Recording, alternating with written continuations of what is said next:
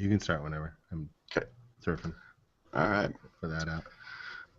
All right. Welcome back to another episode of TWiP Weddings. I am your host, Bruce Clark, and once again, I'm joined by my fabulous co-hosts, Mr. Bryan Capricci and Mr. Robert Evans. Good morning, guys. Good morning. Hello, hello. Welcome back. We've got the band back together again. So nice to have everybody back on this week. So this week, our main topic this week is going to be all about our post-wedding workflows. So we're going to kind of continue the discussion that we had in the last couple episodes where we walked you through kind of a typical wedding day. And in today's show, we're going to talk about kind of what happens after we pack up our bags and leave the venue. So we're going to get into that in a little bit. But before we kind of get into the show, I want to remind you just how you can first sort of participate in the show and get in touch with us. So there's a couple of ways to interact with us. First of all, you can go to the website at www.thisweekinphoto.com/weddings, and there you'll find the show notes for each episode, which contain links to everything that we talk about on the show, as well as our picks. And you can also leave your comments and your feedback for us in the comments section. So it's a great place to tell us how we're doing, if you're finding the information we're providing is valuable, if there's information that you want us to talk about, certainly feel free to let us know about that. If you have a question or a suggestion for the show for a future episode, you can also email us, and our email address is twipwed@thisweekinphoto.com, and that'll come into us, and we'll respond to that. If you're more of a social media person and you like to use social media, just include the hashtag TWIPWed in your post, and we'll keep our eye out for those posts as well. And we're on Instagram. We need to up our game on Instagram. I think we have 2 photos on there, so I think we need to up our game on Instagram. But you can follow us there, and we're at TWIPWed.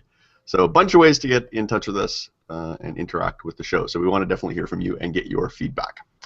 All right, so with that being said, let's jump into the show, and as always, we're going to kick off the show with our picks of the week. And in this segment, we will choose a photography-related item that we think would be a benefit to wedding photographers, and our picks can be anything as long as they are somehow related to photography or the business of photography.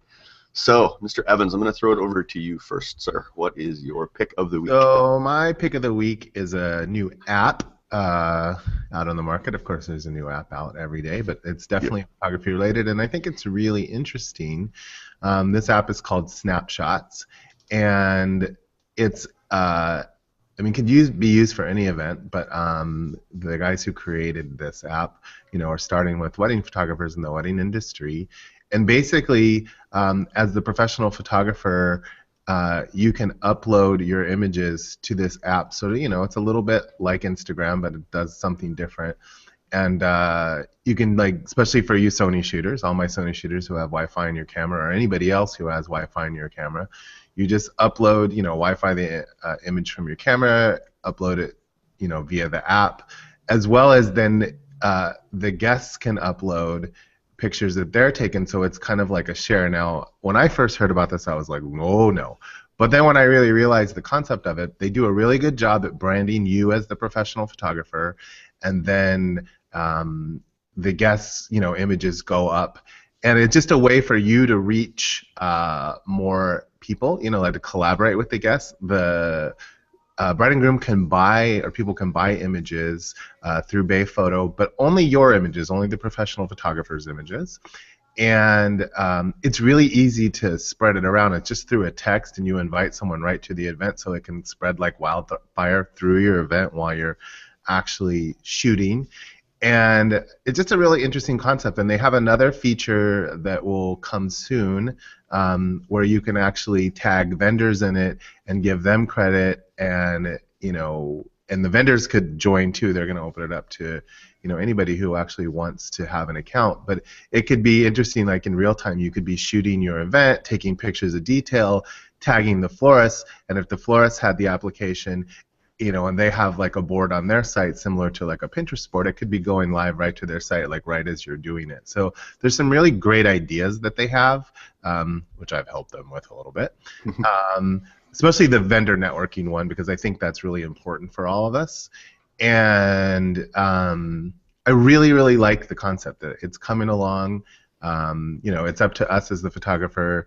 You subscribe to it and then let your clients know about it. But I have this sneaky feeling it's going to be, Instagram kind of the next level.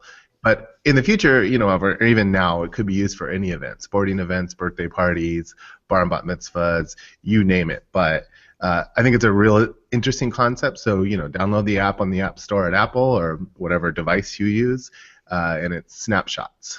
Cool. So it's kind of like instant word of mouth marketing and referral as the event is kind of happening. Yeah, like on both sides of the aisle too. You're networking with the guests, and more guests are going to see your stuff. And then so you're sending stuff up as you're shooting it, but then you go home and process your images, and we're talking about processing, and then you can go add more.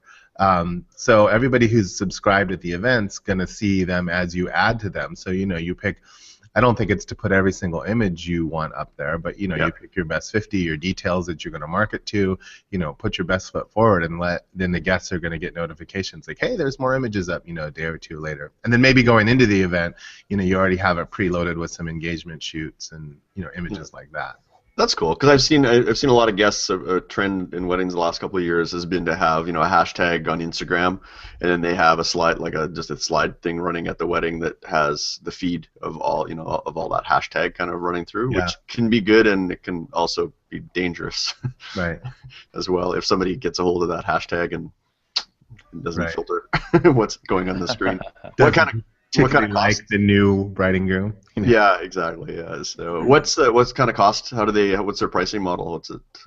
It's not that expensive. I don't know it off the top of my head. But it's also online at snapshots.com. They just recently purchased that URL because somebody else owned that, or Hey Snapshot. So it is both a web and an app in conjunction, and they work together with each other. So I'm really excited to see the vendor rollouts and see what. But it really wasn't that expensive. I'm sorry, I don't remember it right off the top of my head, and I don't want to make something up. And but you guys dig into it and look for it. We'll put a link then in they launched it at WPPI. And WPPI used it as like the show app, so they kind of did the same concept where everyone at WPPI who logged into it were sending their photos, and it all is like in a big pool. So I think you can see that online too. Oh, cool. Excellent. Good pick. Bryan, how about you? What's your pick this week? Cool, yeah. I actually just pulled up the website, and it looks really cool, just as a side note. Definitely should check that out. Looks awesome. Okay, my pick of the week, since we're talking about workflow this week, is the, what's it called here? I've got the name in front of me. The Lexar Professional Workflow Thunderbolt 2 Hub. So for those of you watching the video, I've got this here, right here in front of me. And basically it allows you to... I've got that dog. Okay, so everyone's got the exact same one. So it's perfect because, A, it's Thunderbolt, so it allows you to import images a lot quicker when you're offloading after a wedding or after a portrait session. But what I like most about it is that it has 4 open bays in it, and then you buy the individual little elements that take different kinds of cards and put it in the bay. So you can kind of customize it for how you shoot and what cameras you use and what cards they have. So for me, I shoot mostly Fuji and a little bit of Nikon, so I have more SD cards than I do CF cards. So I have 3 SD slots in here and 1 CF slot. But you could customize that and put 2 and 2, or you could have other kinds of slots, and it's just great because it allows you to import obviously 4 cards at a time if you want to, and it's Thunderbolt, so it's wicked fast. So it ends up saving you a ton of time in your workflow and in your importing. So that's a great investment. It's a little bit pricey. The hub itself is $200, and I think the individual little guys that go into the hub are like 30 or 40 bucks each or something. So by the time you fill it out, you're going to be running somewhere around $300, $350. But for the time it saves you and the convenience, it's definitely worth it in my opinion. So. Yeah. Oh my gosh, I hate downloading cards. Yeah. Yeah, that can be a bottleneck in people's workflow for sure. And you can also take the little modules and use them separately as well. So if you need, if you're traveling or you're on the road or something like that, you can actually take the little module out, and it has its own separate connector in the back, and you just use it standalone. Yeah, so you don't need to have the hub. You don't need to pack the big hub around with you. So yeah, it's a great. It's awesome. And again, it's called the Lexar Professional Workflow. On B&H's website, it says Lexar Professional Workflow HR2. So if you're looking for it, I'm sure we'll have the link to it in the show notes. But that's see, I have it too. I just didn't want people to think I was just making that up. Woohoo! So we should get some sponsorship from Lexar. I think. Awesome, good pick. Well, my pick this week actually has nothing to do with workflow. I thought, I'm going to switch it up. I'm going to pick something non-workflow related. So, and it's actually a website that I just recently discovered. And, we've talked a lot about, free resources and great resources for your photography business. And I recently came across a website, maybe Bryan, maybe Robert, you guys have heard of it. It's a site called ground-glass.com. Spencer Lum. Spencer Lum runs this site, and it's a fantastic site. I haven't had a chance to spend a lot of time and dig into all the content that he has on there, but he has a newsletter that you can sign up for, and he seems to send sort of regular newsletter out. Really, really great business advice, sort of just on sales and marketing and pricing, and a little bit of sprouting photographer-ish kind of inspired. But if you love that information, you love that stuff.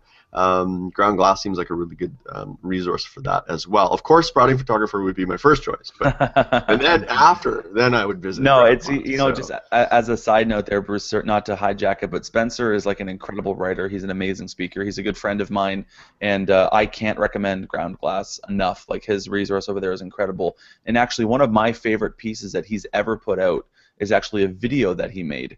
And if you go to youtube.com, anyone listening can go and do this. It's probably the best way to spend about 8 minutes of your time, and you'll learn a ton about selling. The video is called "The Question I Use That Lets Me Sell Without Selling."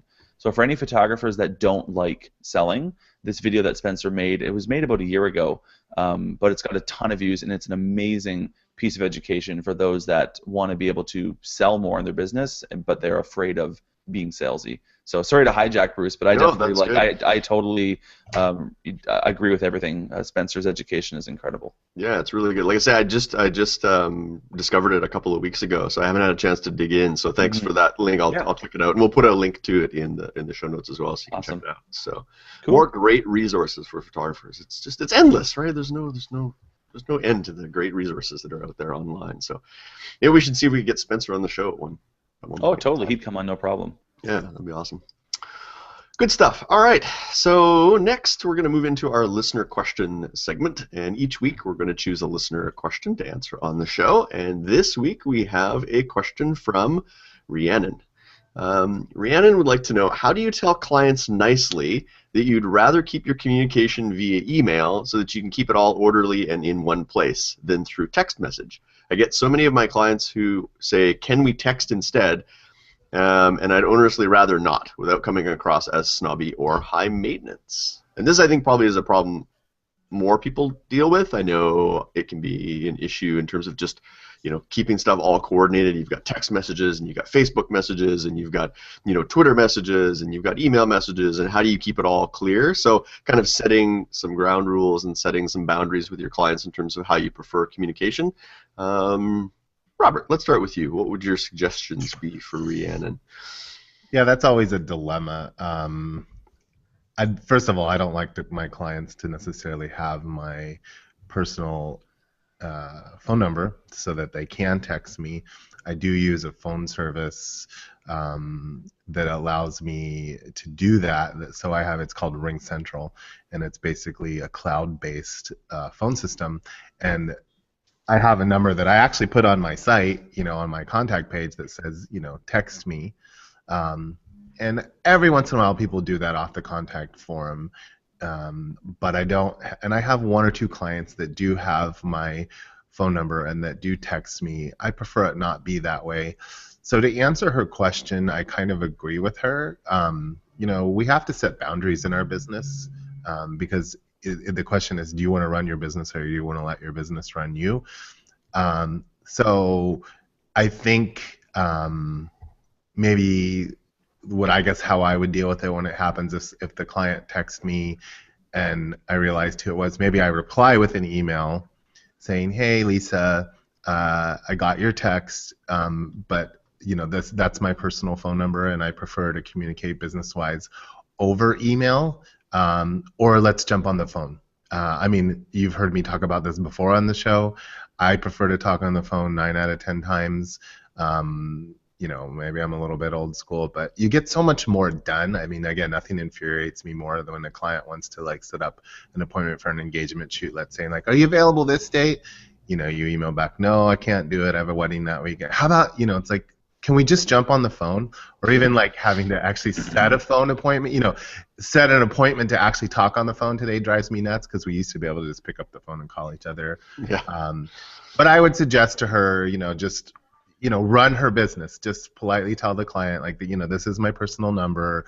You can, maybe in emergencies, reach out to me there. But there are a lot of people who in today's world use their cell phones as their business phone, which makes sense, of course.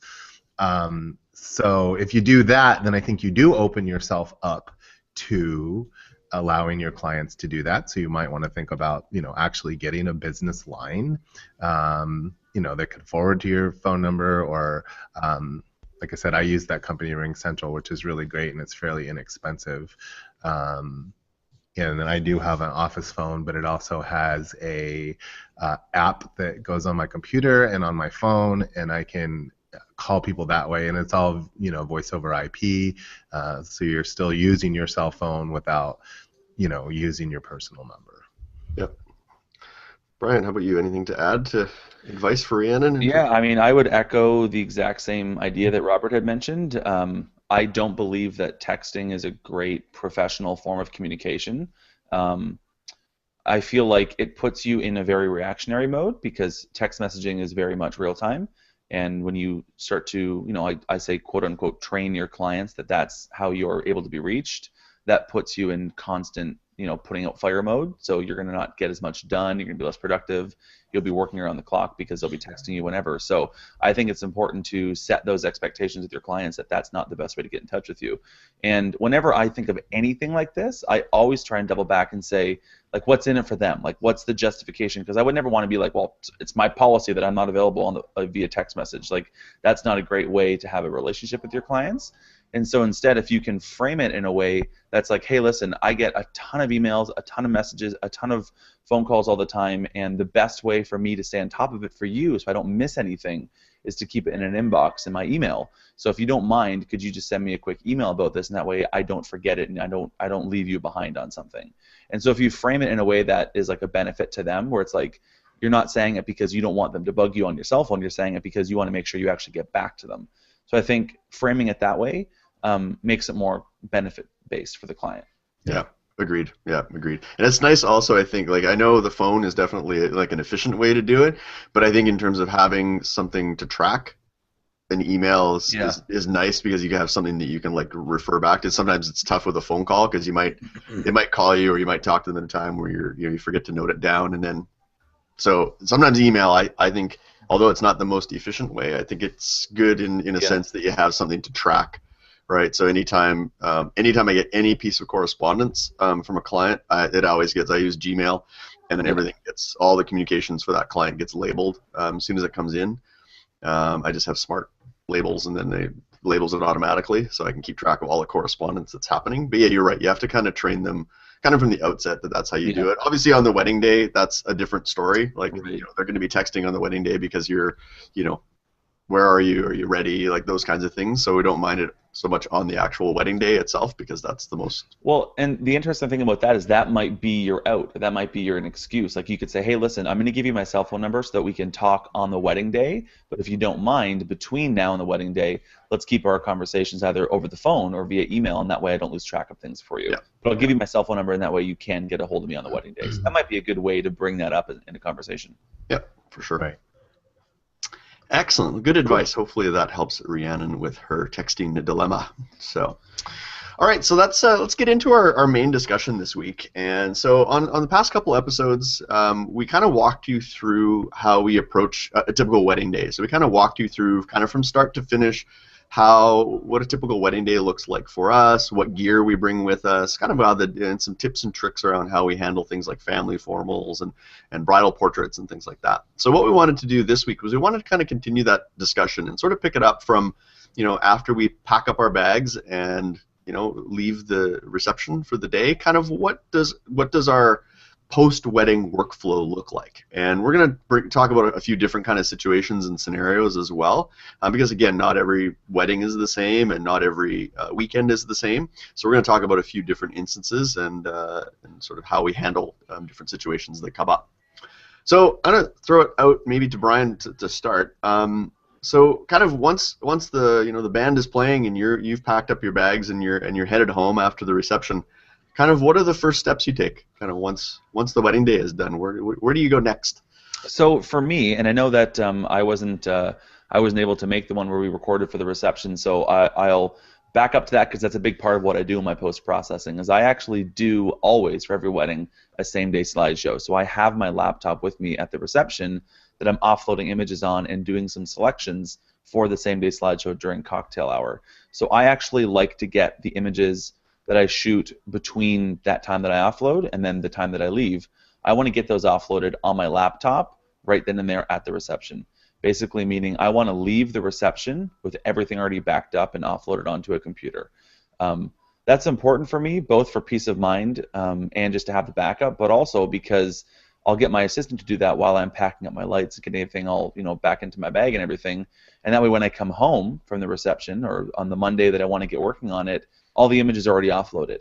So I don't have to go and start going through that whole process again. So they're already on my laptop, and I'll just transfer them over to my main machine here. So that's sort of where I start.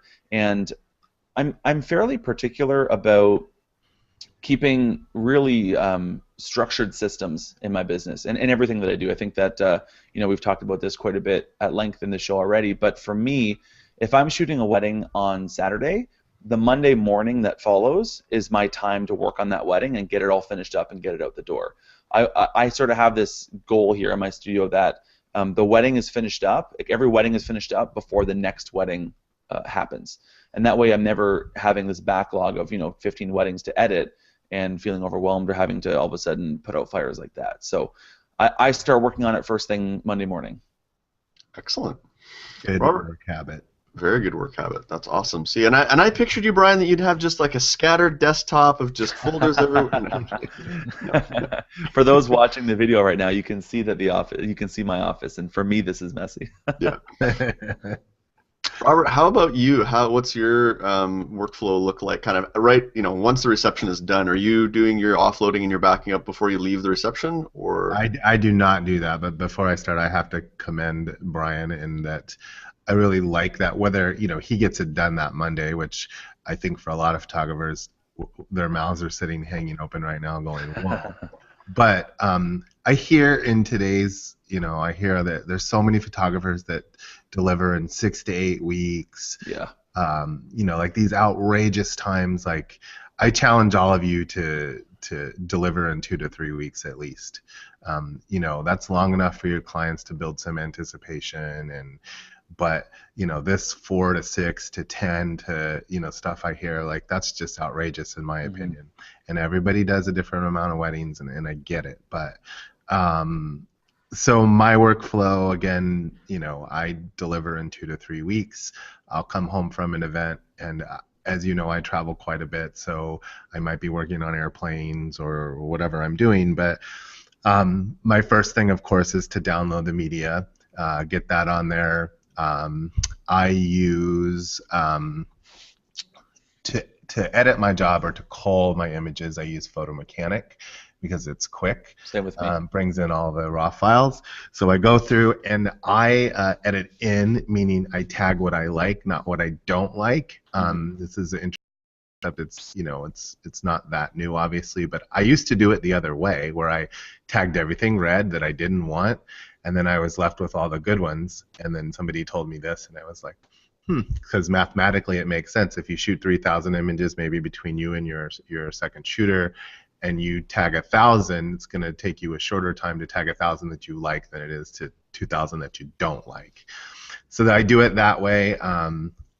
Then I transfer those into a best raw folder, and then I import those into Lightroom, and then I will still wean from there as I go through, because I might tag 5 images of the bride of the same shot that I like, but then I really make my because when I call a job, like I'll go through 3,000 images in less than an hour, or whatever, but I just like quick, go with my gut instinct, like it, don't, and just take everything that I like. But so those best raw folders, take those through Lightroom. I do send my stuff out sometimes, but I'm the one that's picked it. But we're talking about it now. If I'm doing it, and this is how I'm doing it, I'll take those through Lightroom. Now in Lightroom, I don't do a lot to my images. Again, I started shooting film, so I kind of got in the habit early on to do it right the first time. I use Lightroom basically for minor color correction, cropping. I don't use too many of the cloning or removing tools within Lightroom, and I do my black and white conversions. And so I go through my whole job. I'll cut out images. You know, that same shot of the bride where I might have picked 3 or 4. I'll keep the best one, maybe keep the other one, make it black and white. But then I go through. Once I have that all done, I rename my raw files. You know, I put everything in sequence, of course, which is important if you're shooting with multiple cameras to make sure that your time sequences are all correct, so that at the end your workflow is a lot easier. I put it all within time sequence, rearrange it if it's not quite, because sometimes the details with other detail later, whatever, but I put it all in order, renumber it from 1 to, I deliver around 700-800 images on average, sometimes more, sometimes less. And then once I've renumbered those raw files, 1 to, and the way I renumber is I put a sequence number, I add the client's last name and the date, and then I keep the original camera file number, and then renumber it, and then export the JPEGs so that the JPEGs and the raw files match. And then I've used Pictage for years, simply so I upload to Pictage, although I hear there's some big changes going on over there, which I haven't spent the time to sit there and read that whole entire email, but I need to do that. And Pictage, really, I only use it as a tool to let my clients order individual prints so that I don't have to do that. And then when we do albums, I'll say create a folder and label it, Dave and Joe's album or Susie and Joe's album, whatever. And then I can take the images from there and start to design a book. So that's kind of a real basic how I do it workflow. Okay. Awesome. So you do most of your, you don't do any of that at the reception then? You're not doing the same day, slideshows or anything? You wait till you get home and... Right. I've done it before, but most of the weddings that I do, I don't think my clients would want that. I mean, I guess I could ask, but... Yeah.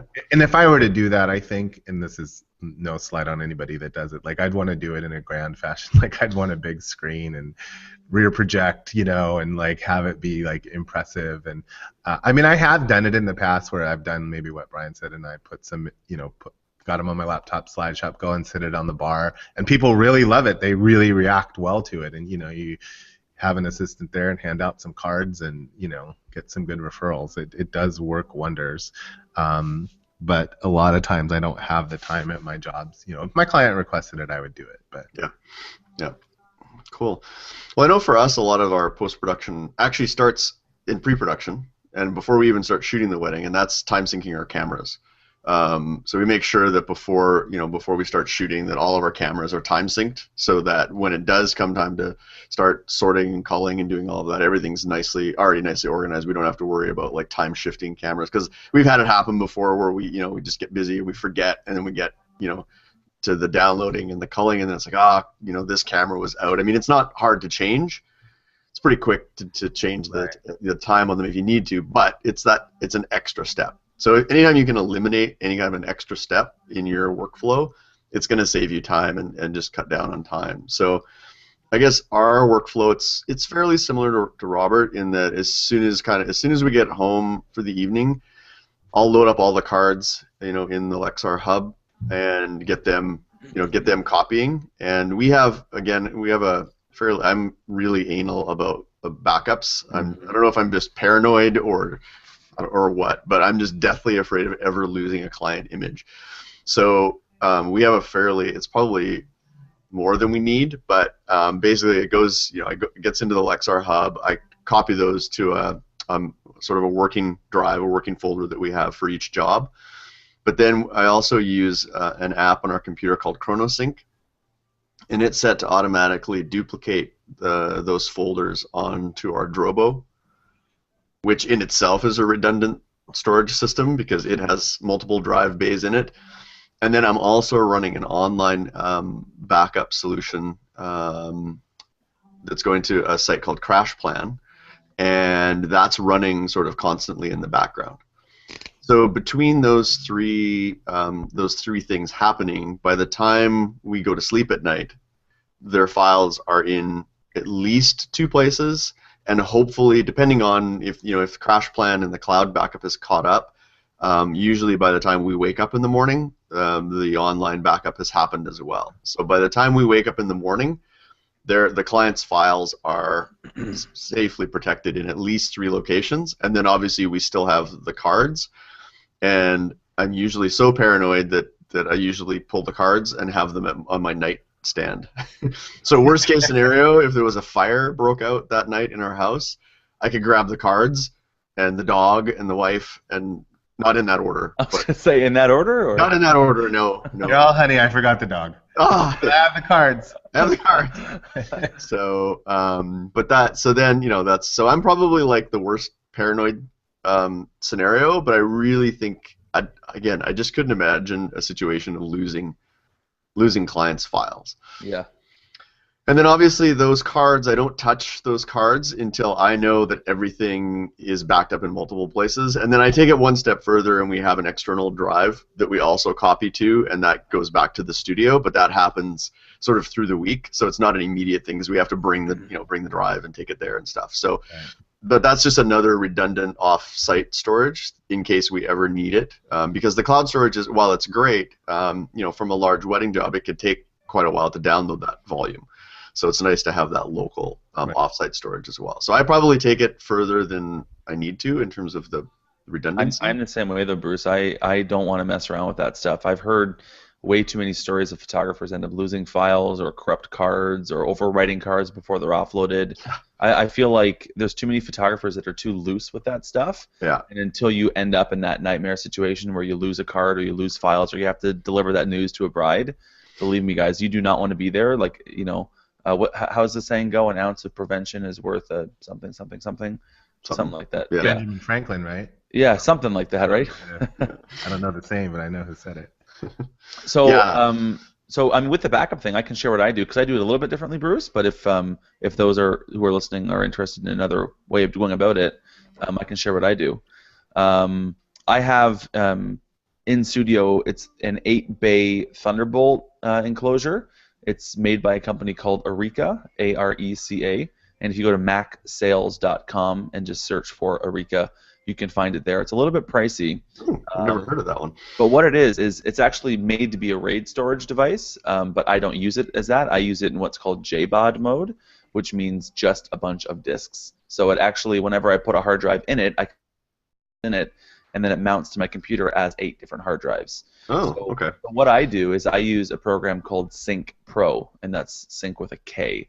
It's by a company called Decamus, and I always have the current year as a working hard drive, and then it has a backup in that Areca drive that's automatically backed up whenever there's a change done. So as it's offloading images onto it, it's already backing it up as well. And then I have another backup drive that I leave offsite that I bring in once a week to offload those into a backup drive that's offsite.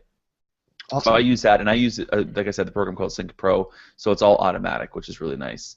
So that's sort of my backup strategy. And then for me, just because I didn't go into the actual workflow, if you guys don't mind, I'll quickly just share what I do in terms of editing and all that. Yep. I use Photo Mechanic much like Robert does to offload the images. So what is Photo Mechanic? Maybe for those who aren't familiar. Yeah, so it's by a company called Camera Bits. And basically, in a nutshell, Photo Mechanic is an image browser. So it's not a raw editing software. It's not for cropping. It's not for all that, although you can do some really basic things. It's more just to point it to a folder and say, browse the images here, show me thumbnails, show me one image at a time. And the nice thing, at least in my opinion, one of the biggest benefits is that when you point it at a raw file, it doesn't try and load the full raw file. So in Lightroom, I'm sure everyone's used to seeing when the raw file first comes up, it usually looks nice and contrasty and sharp, and it's got saturation.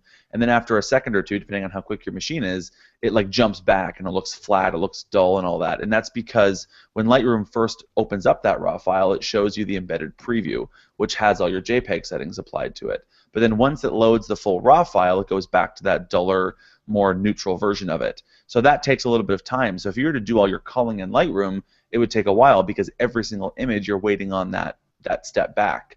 Whereas in Photo Mechanic, it just loads the preview and it doesn't ever try and load the full RAW file. So you can go between RAW files very, very quickly, and that's why I think a lot of photographers use it for culling, because you can fire through a bunch of RAW files very, very quickly. Yeah, and you use it too, right, Robert? You use Photo Mechanic for your I cull? use it as well for the same exact reason, and then I just export them into a, like I said, favorite RAW folder, and then that folder gets pulled into Lightroom. Do you guys do a lot of keywording in that when you're doing that first kind of import, or no? I don't. I actually don't do any of that. No. Try to just keep it clean, dirty, and then to address my backup. Now I download everything to external drives because I travel a lot, so I take my work with me a lot. But I'll download that wedding to an external drive. I'll do the process that I talked about, and then I'll take generally right away that best RAW folder. I'll make sure I get that on my server, which I have in the office. And then as soon as the JPEGs are done, that goes on. Because really the only thing I want on my server are the best RAW and the best JPEGs.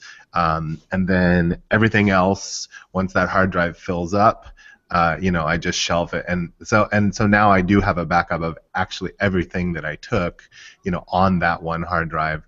Like I mentioned, I put stuff on Pictage, so then it goes up there. But I am starting to look into other like online cloud backup systems. Yeah. Cool. So Bryan, you use Photo Mechanic, you were saying, Yes. and that's sort of your cull. That's where you ingest and do your sort of your flagging. Do you do it similar to Robert, where you just do your picks? Yep, I just do my picks, and so yeah, I just use the tag system. I mean, in Photo Mechanic, much like in Lightroom, you can do tagging or flagging, is how Lightroom calls it. You can do star rating, you can do color coding, whatever makes sense for you. For me, I sit with my index finger of my left hand on the T, which is to tag it, and then my right finger on the right arrow. So I just start at the beginning like Robert does, and if it's an image that I'm going to be keeping and delivering to the client, I press T. If not, I press the next button. So it's like a really quick process. And for me, if I have 1,500 images from a wedding, which is typical, 1,500 to 2,000 for me, I can usually get that culled because Photo Mechanic allows me to go quick, and also because I'm fairly decisive and I shoot pretty tight.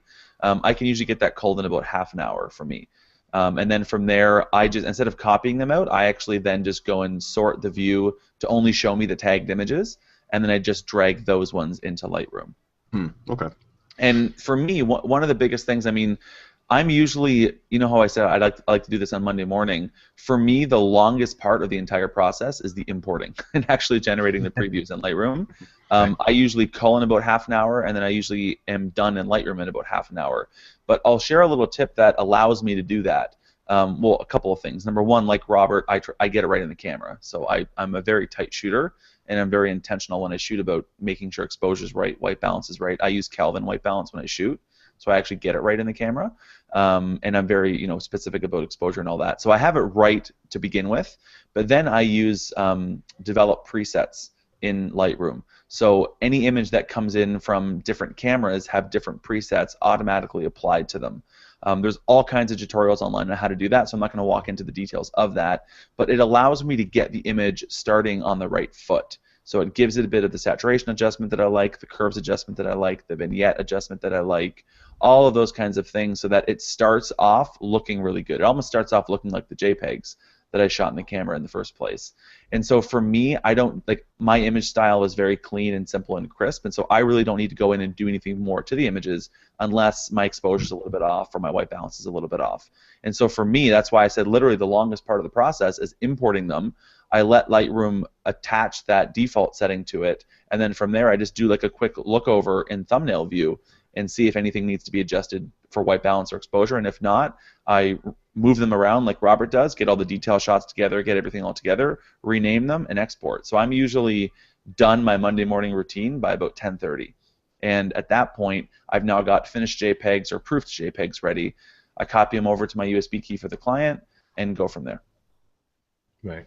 One other tip I wanted to give too when we were talking about, we're talking about the importance of backing up and media cards, and that is, and I've heard stories like this, although I'm sure it's rare, but it's very important, is when I finish a job at a venue, talking about that. The cards come out of the camera. Or even as I shoot a card throughout the day, the card comes out of the camera. I need to replace it, and that card stays on my person. Mm-hmm. It goes in the card case. It stays on my person, and at the end of the day, I might shoot 3 or 4 different Sony cameras. While I'm shooting, those cards all come out, and they go on my person specifically so that if I'm packed up and I'm walking out of a job and somebody tries to take my equipment, hopefully you have insurance. That's not what we want, but you're like, all right, we'll take it because your life's not worth it, and your client's images are not in your camera, which is what you'd be freaking out probably even more about. Same thing when I travel. I was just on location. Well, I've been on location for the last 2 months, but here's a scenario. I have a rent a car. I shot a wedding, and my cameras and my computer and all that stuff's in the trunk so that nobody can see it. I prefer to get cars with trunks so that at least it can be in there and locked. But the cards are always with me, even no matter where I'm going, what I'm doing. So, it's easier than carrying a hard drive. They're already backed up to my external drive, like I said, but the cards are with me. Worst comes to worst, somebody stole the car or whatever, I still have the original media on the cards. So I think that's super important, guarding your media, leaving a job, while traveling. Even if you think about it, like, you're doing a destination wedding, so all right, well, you've got the media cards on you and you've put them on hard drives or whatever, but you still have all the media with you. So at least separate them, keep those cards on your person when you're flying, any of that stuff. Yeah, that's a good point. I think I've seen at weddings sometimes where photographers, if they have 2 bodies and maybe they're at the reception, they put one down, right, and they're just working one body. And I think you never really know who's around at a venue, right? Like, you like to think that everybody that's there is honest and that years and years ago, same thing. I was shooting film, but I had a body taken with the only thing I lost luckily was the grand entrance. But somebody, it was film, and somebody took one of my bodies. It got stolen at a Ritz-Carlton. I mean, it doesn't matter where you are, you have to think about that. Especially if you're in bigger cities. I know for a while years ago in LA there was like a ring of these 2 guys that were going around stealing people's stuff. So, you always want to think worst case scenario and protect yourself from that, because you can't have that like, well, it'll never happen to me attitude, because it could. Yeah, absolutely. There was a photographer here in the city that last year he was just going to kind of scout the location where he was going to do the first look with the bride and groom. So he left his gear in the car. He parked for literally 5 minutes. He was gone 5 minutes to go explore, figure out where he was going to set them up. And he came back, and in the 5 minutes that he was gone, somebody had smashed the window in his car and took all of his gear. So think about this. His bride and groom was en route to do their first look, and all his gear was gone. Right. How do you do your job at that point? Like, right? So you have to be vigilant, and I know we kind of went down a little bit of a rabbit hole here, but you want to make sure that you're protecting that those images. But I think the idea is for us, you need to be scared. You need to think about it. We can go down the rabbit hole, but you don't want to be the one in the rabbit hole. So think about that. And I know one of my picks, I don't know, a few shows ago, were those tile things where you do like GPS things, whatever it is that you use, if you can find some sort of like GPS system to stick in your bag, because I've heard like when a lot of this was happening, sometimes when people do steal equipment at venues, it's inside, it's the staff, and they grab it and then they stash it in the back room. Sometimes it's not someone coming into the room and running off with it. So if you had some sort of GPS and you know that your bag's still in the building, chances are you're going to get it back. I saw a post, and I got to go back and look for it, but it's a Kickstarter project, and it was similar to the tile system, but I thought it was really cool, and it was actually to safeguard your gear while it's somewhere. So what you do is, and it can actually, you inventory everything that's supposed to be in your bag, and you put this device in, and as soon as an item that's supposed to be in the bag it moves out of the vicinity of the bag, it can actually send an alarm to your cell phone. Like, it'll beep or ring or vibrate and let you know, like, hey, this your 70 to 200 lens just got removed from the bag. Right.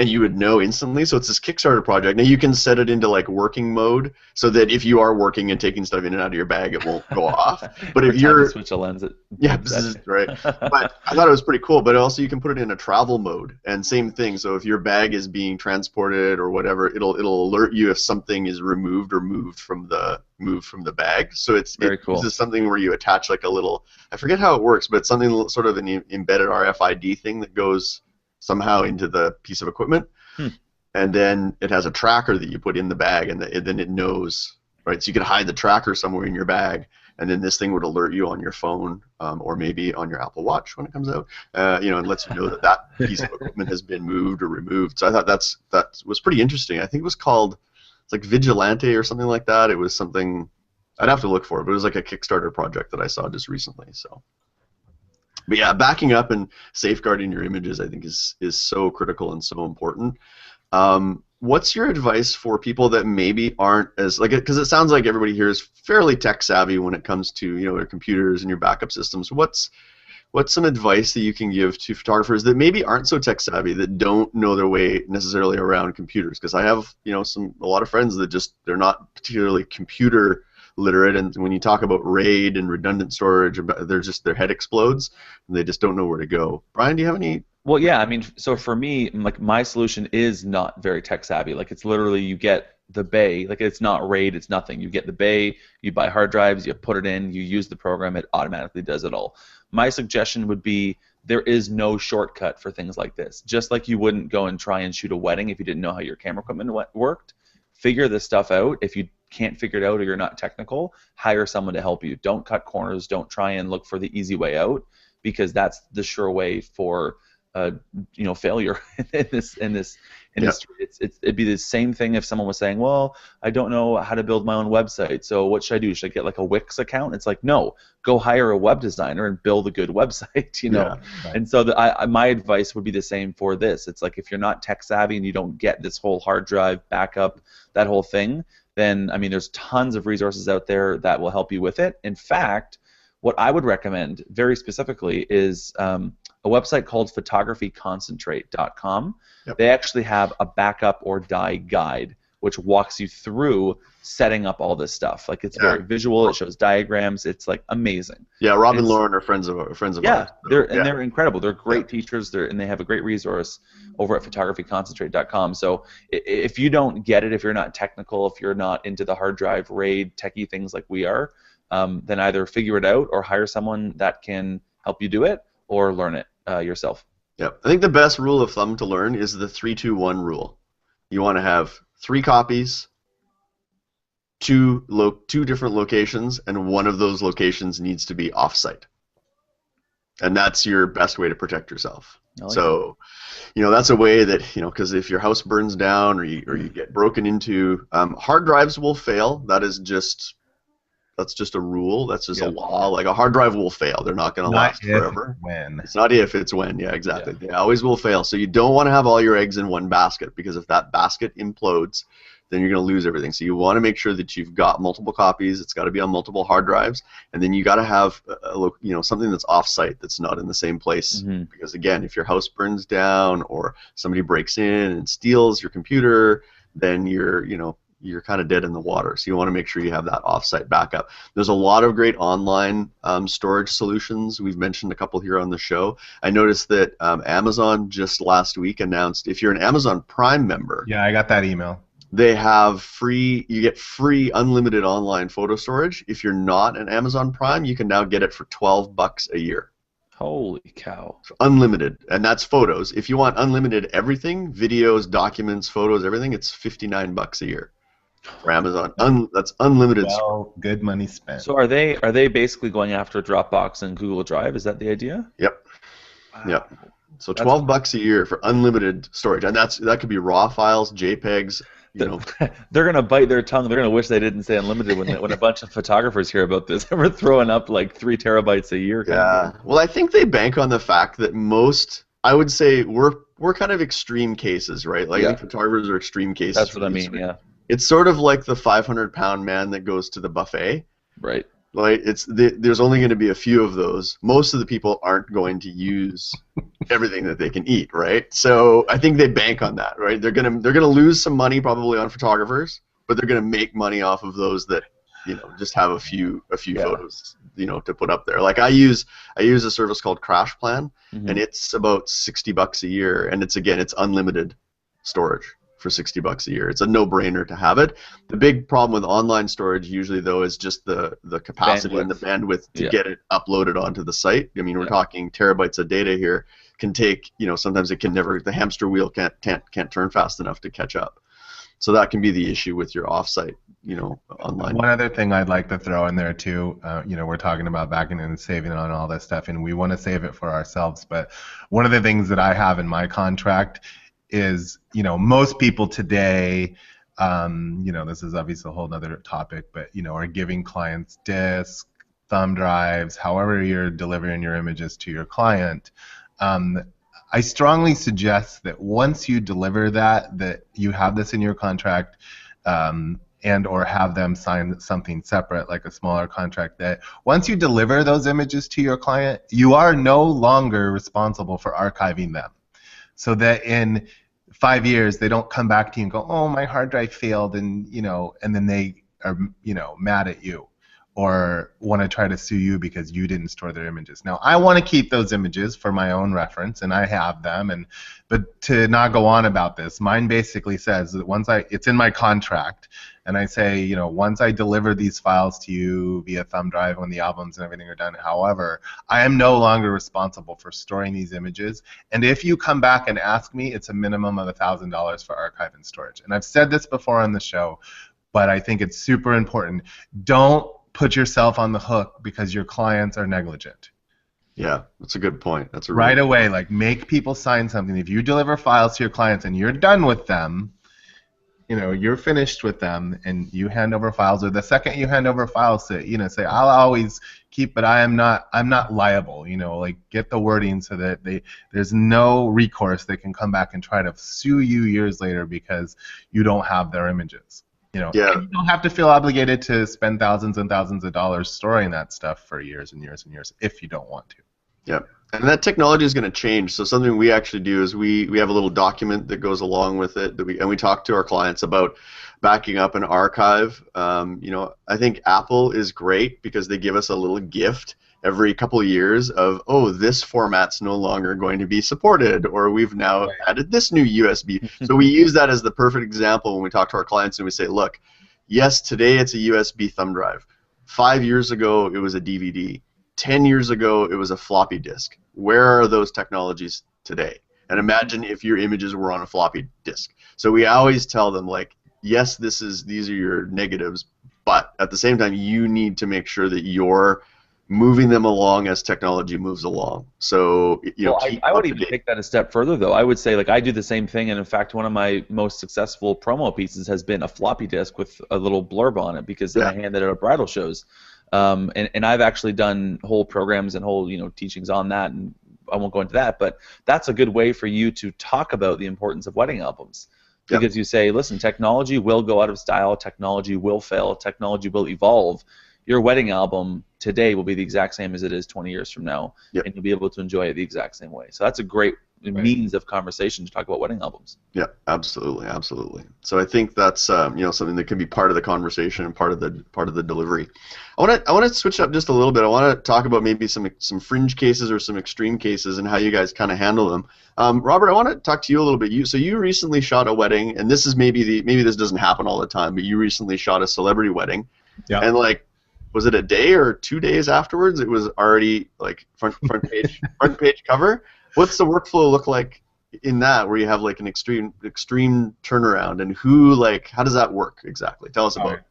So the wedding you're referring to is Jason Aldean's wedding. Now, for those of you watching, there it is. Yay! There he is. Cover of Us Weekly. This is about my 4th Us Weekly cover. Congrats. So the way that works is it's a very immediate delivery, as you might imagine. I've been given a list from the magazine of what they want. It's typically all the same, but the shots that they're looking for, and So dealing with the magazine, they're all a little bit different. Magazine publicist. So basically, with Jason Aldean's wedding, I shot the wedding about midnight. I went back to my room, downloaded the images, did all that. I had to pick roughly 60 or so images to show to the publicist. Showed them to the, pick those images, worked on those 60, delivered, let them choose, and then they came back to me and said, all right, here's the 20 or so that we want to submit. Do any more work that you want to on these 20 images. And I did that, and those had to be delivered by, I believe, 2 p.m. on Sunday. So the wedding was Saturday. But I was up until 4 in the morning doing the first part of it and getting those uploaded for viewing. And then I delivered the 20 by 2 p.m. or so the next day. I believe the way the magazine works is they have kind of the layout all figured out somehow, and then they lay it out. Yeah, because the magazine drops on Wednesday. Like if you really know where you can get it. I flew home on Monday and then flew out again on Thursday or Friday of last week. And so I bought that copy of the magazine in the airport because they're usually one of the first places to get it. I know in Los Angeles there's certain newsstands, like if you want it that Wednesday when it comes out, you can be there. But that's kind of it's a very fast, so I get not a lot, but every once in a while I'll get an email and people ask me questions about celebrity weddings because they'll get, someone in their town and they have questions. But if it comes down to something like that, you also have to factor that in for your time. You're flying, I was in Cancun, but you're flying, someplace. That's a day of your time there, a day of your time back, however many days you're going to work, and then, sitting there spending the day dealing with the images as well. Yeah. So it's just something to be considered, when you're doing something and you're bidding something like that. Is that usually is that the client, like in this case, would it be the bride and groom that are or through their publicist, or is it the magazine that's asking for those images, or how does that?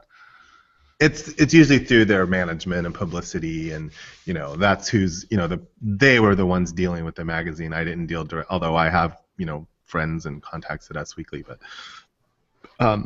those were the same people that they were dealing with. I just didn't have to do it. Right. Yeah. Awesome. So that's probably a little bit of an extreme, like a bit of a fringe case. I probably not the case for a lot of people, but I think it brings up an important issue in that maybe we're not having to worry about getting it on the cover of a magazine the next morning or the next day. But I think there's a bit of pressure on us as photographers to kind of get it out there before all their friends and family and relatives even get it out there, right? Like you want to capture that magic of the moment, and you want to make sure that they're not waiting, because if you let too much time go by and all their friends and family have posted up all their photos and things like that, it kind of makes us look bad. Like they wonder, like, what's taking so long? Why does a photographer need all this time? They don't maybe understand everything that's involved and what we do. But also, I think you miss that opportunity to kind of capture the heart and minds of the friends and the family and everybody that was at the wedding. Right, and I've heard for select brides, I'll do that. We'll talk about it as something else you can do. Just another tip, like you want to release to them maybe 10 images that they can put out on social media right away.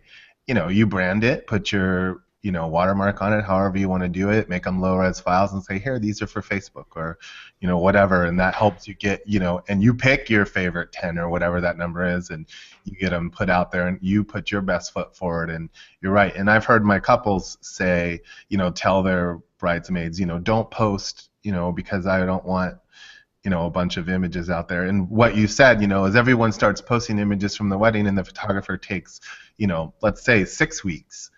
And then finally, the bride gets their images and they want to post some online. Like, nobody cares anymore. That wedding was 6 weeks ago, and they've seen a bunch of wedding pictures, so their attitude might be, oh yeah, just Lisa's wedding again, Or they've been to 3 other weddings in between nice photos.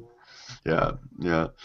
Bryan, how about you? How do you handle? Does your workflow change at all? I'm gonna guess because you do a lot of it at the reception already. Does it change if you have, say, like a back-to-back wedding, like you have a wedding like right away the next day? Does anything change in your workflow? Or Yeah, I typically won't book back-to-back weddings, just for the smart? reason that I don't believe that the second couple gets the best of me when I do a back-to-back wedding, and so I don't believe that's the best service, and that's part of the exclusivity that I present to my couples, is that when you book me, I'm dedicating that weekend to you, basically, in the sense that I'm not taking any other wedding on any other day of that weekend. But in the case that I have done it in years past, I will, first of all, the whole backup thing is even more important. Second of all, I will not shoot on the same cards, so I will keep them separate and keep them separate from where the hard drive is. But other than that, no. I mean, I've got the batteries that I use, because for me the hardest part is getting batteries charged between double headers. Yeah. So I use PowerX batteries, and they're 2,500 milliamp batteries, I believe. But with them, I use a 8 battery charger, like double A's and triple A's, and I've got 3 of them here in my studio. Is So I that the can Naha or whatever? yeah. So I mean, I can charge my batteries in 45 minutes to an hour. Between 3 of them, I usually do 2 cycles of them, and I'm good to go with all my batteries. So that's the biggest, or that's the biggest stumbling block, or the hardest part. I have this routine that I have to clean all of my gear obsessively before every single wedding. I want all smudges. I want all dust gone. I want OCD. Yeah, I know. But so in the case that I've done a double header, I bring my stuff back. I get it all like out of the bag, get it all clean, and then put it back in the bag, organized, make sure caps are on, and all that kind of thing. So that would be the only way that I would change anything for a double header. But again, I do everything in my power to not book double headers, because I don't believe that it's an effective use of my talent and skill. Bryan, it's like you're my missing brother. I swear. Nice. I'm kind of the same way. I like to keep my stuff neat, organized, because it just helps me. Like I feel like if anything's in the wrong place in the bag, maybe it's a little ADD, I don't know, but if anything's in the wrong place in the bag, Totally. I'm like, I feel, I don't know, unbalanced something. But it's also, it's a way to know that I haven't left a lens laying somewhere or whatever, right? So having systems to even how you pack your bag might seem a little ridiculous, but it can actually save your butt. I am totally the same way. Yeah. So yeah, I think for us it's pretty much the same. Like say it's the charging of the batteries. I mean, we have extra batteries and stuff like that. So if if it was a case where we have back-to-backs, then it's not too bad. Looking at my calendar this year, I only have one weekend, and it's a triple header weekend. Which 2 weddings are ours, and then I'm second shooting the 3rd one. So it's So that's I don't know. I've looked at it after. I was like, why did I do that to myself? I told myself last year I wouldn't do any of these. Back in the day, I did 4 weddings in one weekend. No way. Ooh. Back in the day. Yeah, those hurt. Those hurt a lot. But I find I get a lot. I run on adrenaline usually on those weekends too. So I find it's usually not too bad. That's a lot of chicken. Yeah, a lot of exactly. Yeah, a lot of chicken in one weekend. Yeah, absolutely. So awesome. Well, I think we've kind of done pretty good justice to the kind of the workflow topic. I mean, we could get into talking about like what's it look like if you outsource your editing, and maybe a little more on the actual like delivery of image to clients, or I think that might be more another topic we could talk about on another day. But I think that's pretty good What do you guys think? You think we've kind of? I think that's great. Yeah. I think we delivered some valuable info. Excellent. Some good tips and good strategies. Again, we'll have links to everything that we talked about on the show today in the show notes for this episode. So be sure to head on over to thisweekinphoto.com/weddings, and everything will be on there. So before we kind of wrap things up, we want to just sort of see where can everybody find everybody? What's everybody up to? Bryan, what have you got going on in the next little while? Is there anything you want to plug? Yeah, I haven't actually talked about this on this podcast yet because I had to miss the last one, and then we were in Vegas there. So we actually recently introduced to the world what we've been building for the last year and a half at sproutingphotographer.com. We actually have a team of 11.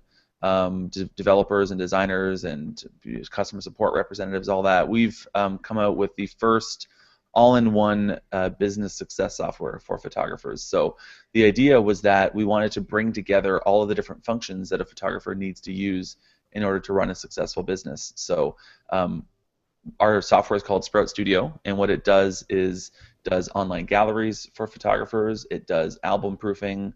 It does all your studio management and your billing and your invoicing and your questionnaires and your client management. It does sales. which is like a new version of online galleries. It has insights. It has a whole bunch in it. Basically, it marries all the things that we've been using already, but we've been using them in different functions and different pieces, and it's very disjointed, and there's no automation between them. So the whole point is to help organize a photographer's life and help keep them streamlined and help make their client experience more streamlined as well. So we announced that just a few weeks ago, and things are going amazingly well with it.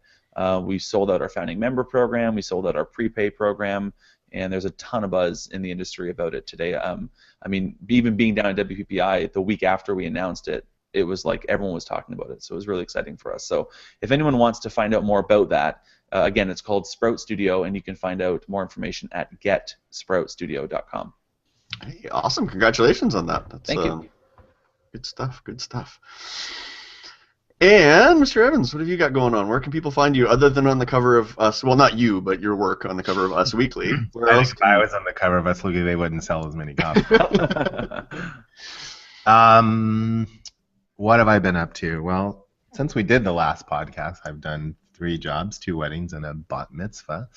I just shot a bat mitzvah for a client in LA whose wedding that I did, whose 10-year renewal of vows that I did, and both pregnancy sessions for each of their kids. So that was kind of fun to do. Makes you feel old. The full circle. Yeah, but really, really fun to do. I'm getting on a plane tonight to go to New York to shoot something really quick for Sony, some promo videos and stuff, to actually be in them and not shoot them. But and then I go next week, go back to Cancun for a non-celebrity job, but going about 5 or 6 days. Going to take a couple days on the front side and a couple days on the back side to stare at palm trees and pina coladas and actually try to rest up a little bit because I've been going like mad. So that's what I've got going in the next, and trying to stay atop of emails and workflow and things like that. Hey, good stuff. Well, I've got an interesting shoot. I've never been in a helicopter before, and so I'm going to. So a friend of mine runs she's the sales and marketing manager for a backcountry lodge in Golden, British Columbia. And they want to start getting into weddings. They want to start doing like helicopter weddings there, but they don't have any good visuals. So we're actually going with one of our couples whose wedding we shot last year. We're bringing them up as our bride and groom. She's bringing her wedding dress, and we're going to do kind of a styled shoot up at this backcountry lodge where they do like backcountry like telemarketing and skiing and stuff. Yeah, so we're going to do some stuff with the helicopter company, and then we're going to do some stuff with the lodge. So that's pretty exciting. I've never been in a helicopter before, so this would be my first helicopter ride. So depends on how nice they are, like how comfortable you feel in them. Yeah, so we'll see how it goes. So that should be pretty cool. So I'm doing that in the next little while, and then I've got I'm teaching some workshops. So I teach at a local school here. I do some stuff on off-camera flash and studio lighting. So I have that coming up at the end of the month, and then once that's kind of done, then it's kind of we're into wedding season. Hopefully the weather will have warmed up by then, and the grass will be green and the trees will be green, and we'll be into wedding season, and then it pretty much goes until the fall. So just sort of enjoying the last couple of weeks or so of a little bit of downtime and working on a few projects before then. So good. Yeah, so it's good. So before we kind of wrap it up, where can everybody find you online? Bryan, where can they find you? I'm on Twitter at bcapphoto. You can find my education over at sproutingphotographer.com. Like I mentioned, the software is getsproutstudio.com, and that's pretty much it. Awesome. Mr. Evans, where can we find you online? Twitter, Instagram is at Robert Evans. Facebook is Robert Evans Studios. I also have my Sony Instagram for my Sony shooters, Sony Selfie at Sony Selfie. So take a picture, tell me about your favorite Sony camera, and we'll put it up there. You can hashtag it, or you can just tag it on Instagram, and I'll add it. Guess that's it. What else? There's no other new social media that I'm not a member of yet. Are you on Periscope? Is anybody on join Periscope? I actually just downloaded that yesterday. Yeah, cool. Yeah. So it's interesting. I can't tell whether I like it or not. I watched a few videos. For those of you who don't know what Periscope is, it's basically like Twitter, but for live video feeds. People can just broadcast at any time, and you can see what they're doing. I was watching some girl at some fashion show, and sounds kind of creepy. You should stream. It is interesting. I can't seem that going the way of more of an adult industry, but Right. Yeah, like you know, most things, yeah. yeah, it was interesting, You and should stream one of your next weddings. I know, like, I don't know who wants to watch it that long, but for like bits and pieces of it, it might be interesting. Yeah, it might be kind of cool. So. Yeah, I just literally downloaded it yesterday, watched a little bit of video, so I have not made a decision yet on if I like it or don't like it. Yeah, very cool. Good stuff. Well, if you're looking for me, you can find me over at momentsindigital.com. That's our website. And on all the social media, it's at Bruce Clark, Clark with an E. As always, we will have links to all these things in the show notes for this episode. And that brings us to the end of another episode. Parting is such sweet sorrow, but we want to thank everybody again for listening to TWiP Weddings, raising the bar one wedding at a time.